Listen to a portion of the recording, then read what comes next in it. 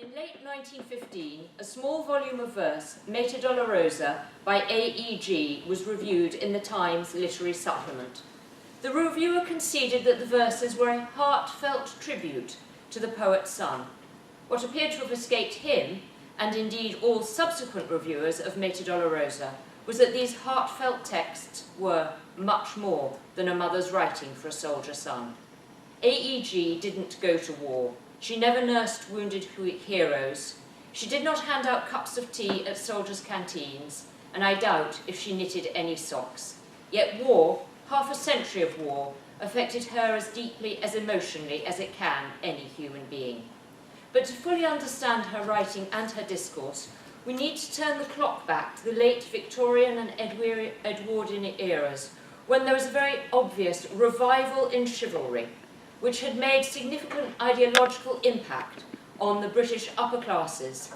Chivalric ideals and concepts of masculine Christianity led to linguistic emphasis on honour, duty, self-sacrifice, terms often adopted during the Great War by those seeking solace for the death of a loved one. For the centuries separating the battles of Waterloo and Mons, war deaths had touched relatively few British families. Arguably, precisely because of its unlikeliness, the glorification of death on active service had been markedly on the increase. Similarly, the joining of this idea of Christian ideology of sacrifice and the Victorian interpretation of the so-called chivalric code transformed public attitudes towards those who died in combat.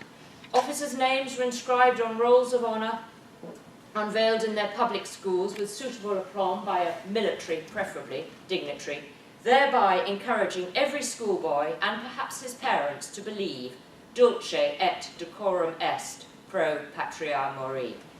Civic memorials commemorated officers and men who perished in the late 19th, early 20th century South Africa wars, and for the first time the name of a woman, an army nurse, was inscribed on a memorial to those who had died for Queen and country.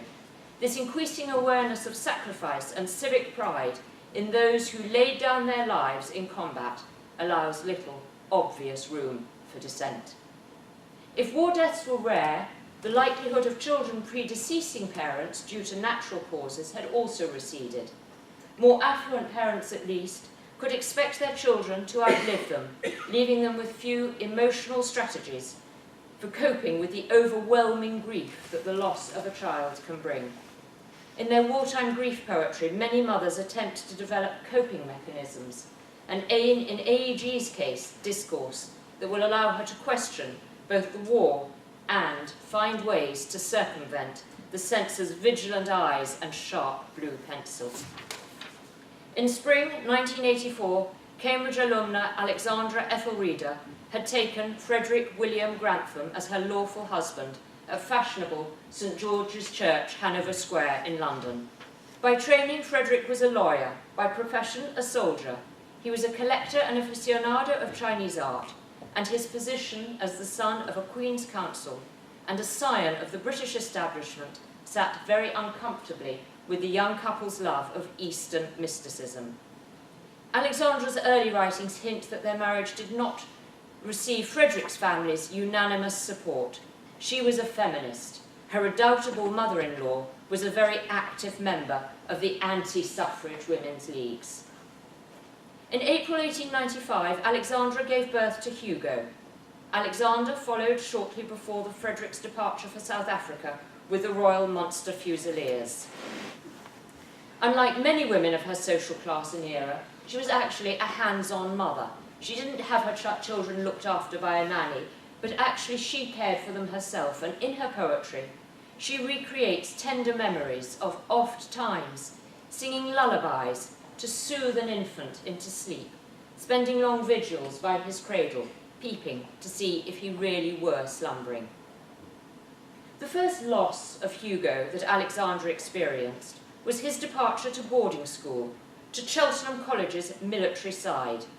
He was rapidly turned into a typical product of his gender, age, class, and the British education system, with its emphasis on the manly qualities of sport and warfare. the benefit of hindsight allows us to cringe at Hugo's contribution to a February 1914 school debate. The motion was, in the opinion of this House, war is a necessary evil. He argued, war is useful in killing off the superfluous portions of the human race. The army provides work for the unemployed. Without war, this college could not exist, because there would be no military side. The motion was easily carried. Reading between the lines of his mother's wartime poetry, it is obvious that she knew who to blame for Hugo's smug views. She bitterly condemns those misguided rulers who succeed in luring young men to death with cries of fame, danger, duty, sacrifice. She is painfully aware that her family had subscribed to the ubiquitous patriarchal discourse. She has realised what this means, not only for her and hers, but for all mothers across the combatant nations who bore sons and in their beauty gave them back. In all her writing, she shows she is bitterly aware that the price for women of these seemingly masculine values, so praised by rulers and state, is unbearable grief.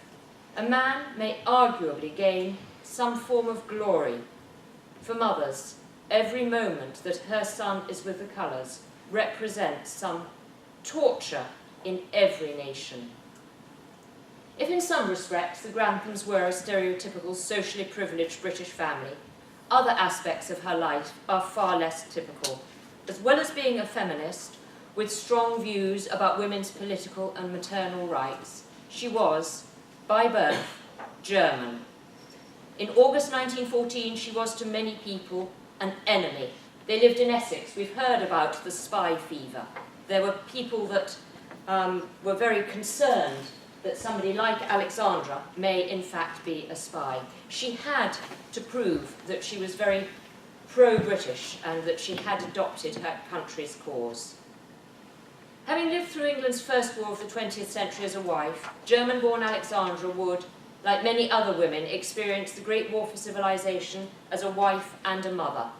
By September the 22nd, 1914, Frederick was in France.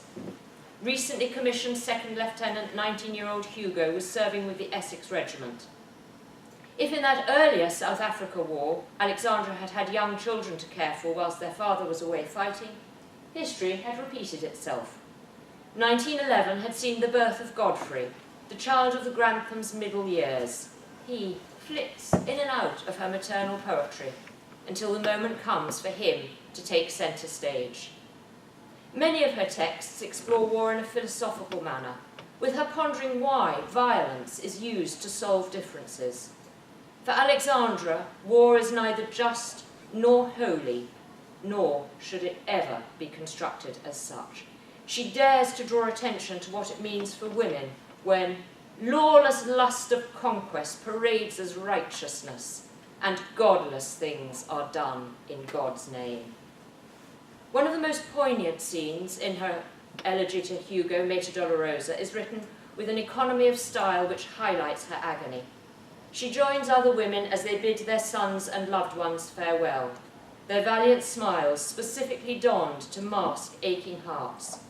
She shows an intense awareness of women's need to be publicly cheerful, not only for their own, but also for their menfolk's sake.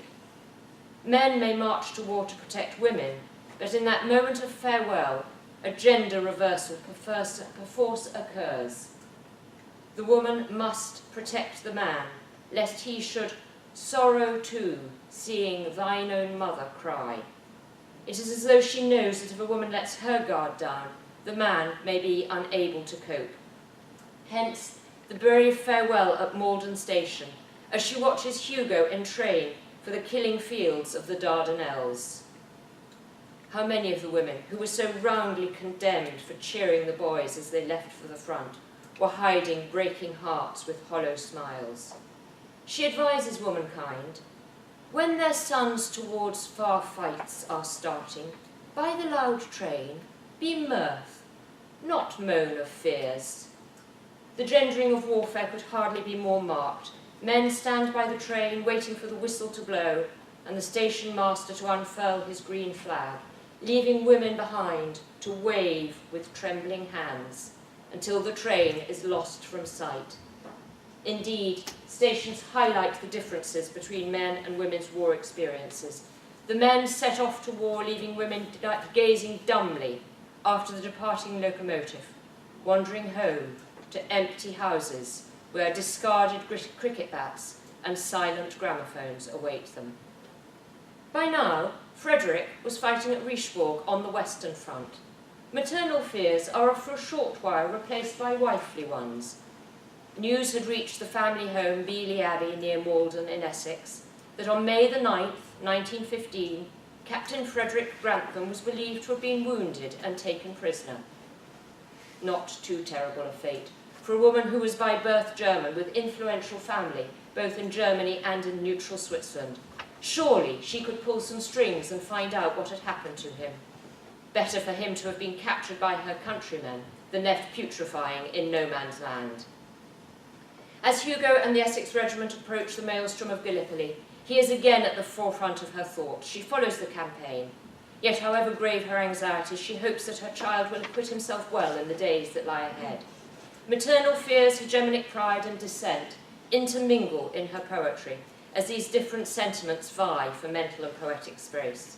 Temporarily forgetting her hatred of war, she greets with elation the news that during the unsuccessful battle for Krithia on June the 4th, 1915, Hugo had been mentioned in dispatches.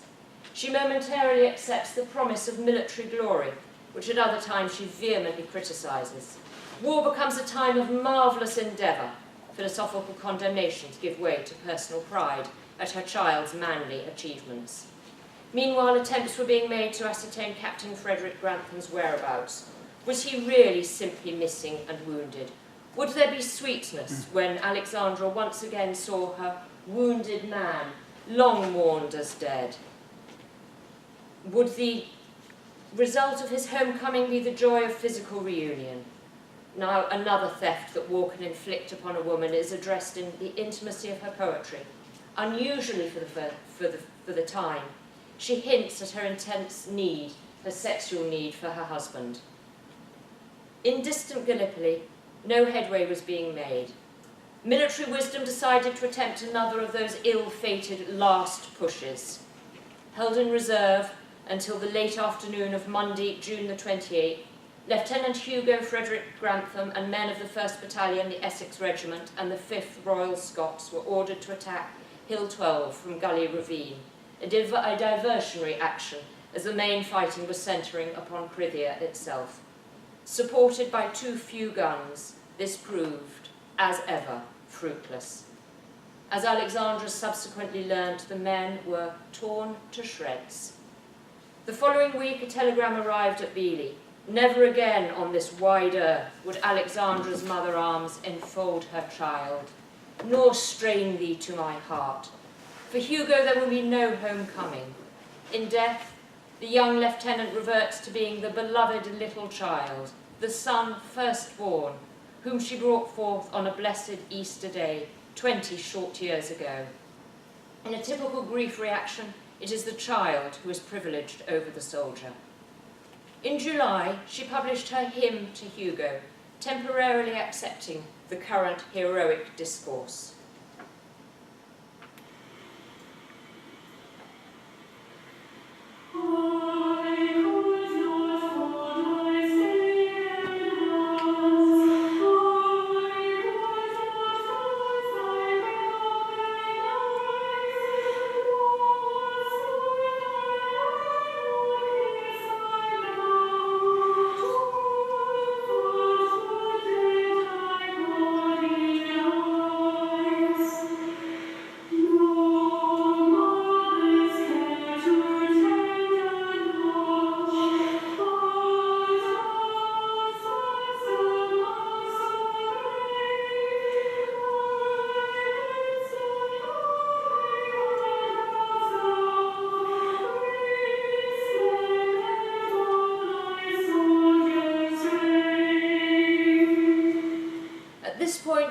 oscillates between being my boy, born in entrancing peace, and my hero son, blood of my blood, flesh of my flesh.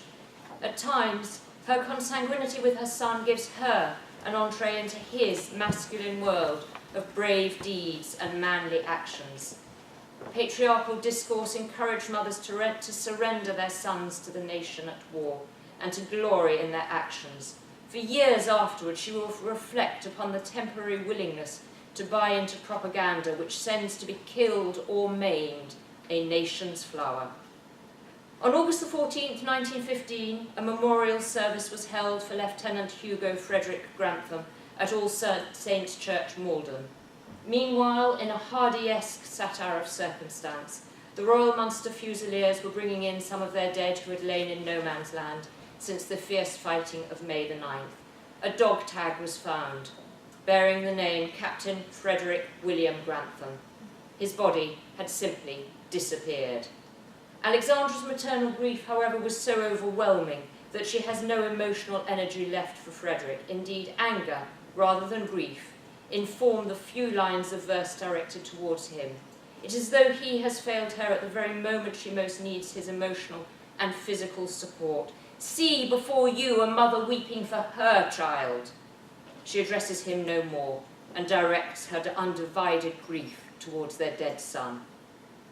In 1917, war swept up Alexandra's middle son. Alexander Herder Grantham reached France in time for the bitter fighting of the closing months of the First World War. He was spared. A successful diplomatic career culminated in his becoming a widely respected governor of Hong Kong. Time and again, Grantham revisits the cost of war in terms of a mother's mental agony. She uses different eras: China under the Tang dynasty, ancient Egypt, 18th century Germany, 1914 to 1918 Europe. The technologies of war may change. The price demanded of mothers and women remains identical. Human rhythms have gone wrong. Drum taps call blood-intoxicated mobs to brutal battles. Mothers are powerless, unable to shield their sons from death. If the greatest wrong done to women throughout history has been depriving the mother of ownership in what so essentially belongs to her, the children to whom she has given birth, nowhere is that deprivation more marked than in wartime. The philosophies Alexandra had groped towards in her maternal grief had crystallized. In 1918, pencil speakings from Peking appeared. What the censor had failed to notice had not escaped the May the 30th Times Literary Supplement reviewer. Successfully reading between the lines, he acknowledges that although Peking is the text of Mr. Grantham's sermon, this is a diatribe against war and nationalism, couched in an exploration of Chinese philosophy.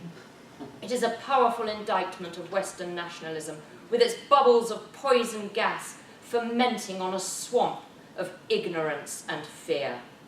That the Times Literary Reviewer assumed this to be a male author's work may indicate belief that this type of writing was considered to be masculine. A mere woman might not be so bold. The Wisdom of Akhenaten soon followed. It's a verse play which presents a pacifist pharaoh who refuses to yield to the entreaties of his counsellors or the clamour of soldiers bent on forcing him to uphold his military prestige. Instead, Alexandra shows that his wisdom is to deny the benefits of war and also the big words which encourage humans to howl for blood. The struggle hinted at in her elegiac Meta Dolorosa, where some temporary consolation could be found in portraying war as a time of marvellous endeavour, has been resolved. Modernism has won. Chivalric terminology might represent soldiers as laughing, leaping into the death none but a hero dies. But in reality, their gorges rise at the stench of severed flesh. They sit down dazed in their own vomit. She has rejected the comforting panacea of Rupert Brooke's peaceful foreign field that is forever England. She, her son, and a myriad of other mothers' sons' bodies are not washed by the rivers blessed by sons at home, but lie rotting in a distant land, their flesh disintegrating in the narrow, hideous darkness of an airless grave. The conflict is resolved, henceforth she will write as a pacifist. And still the bloody 20th century had a final blow for the ageing Grantham. Do you remember Godfrey, born in 1912, confirming all she had written about the war god's insatiable lust? On the June the 21st, 1942, death cast its shadow once again over the Grantham family. RAF Volunteer Reserve pilot officer and flying instructor Godfrey Grantham met his death in the skies above Repton in England. Alexandra took up her pen once again to commemorate this dearly loved child, this last beloved perfect son, writing in her maternal grief and despair, "What terrible times we perish in, can nothing be done to stop this Holocaust of the best of the young generation?" AEG's war story is one of extreme, often gendered, dissident grief. It spanned 3 wars and 4 decades.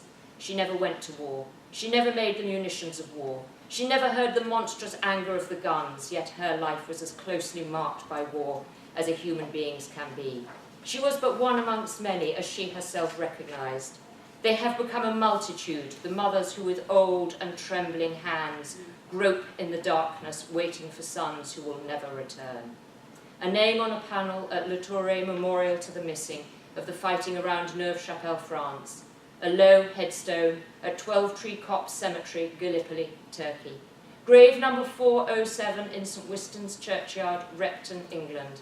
The dust of 2 fragrant, symbolic roses, symbolising her youngest and her eldest sons, dropped as grave gifts into the darkness of Godfrey's tomb on June the 28th, 1942, are all that remain of 3 of the 4 beloved men in Alexandra Ethelreda von Herder Grantham's tragic, war-scarred, intensely feminine, feminist, and at times dissenting life. Thank you.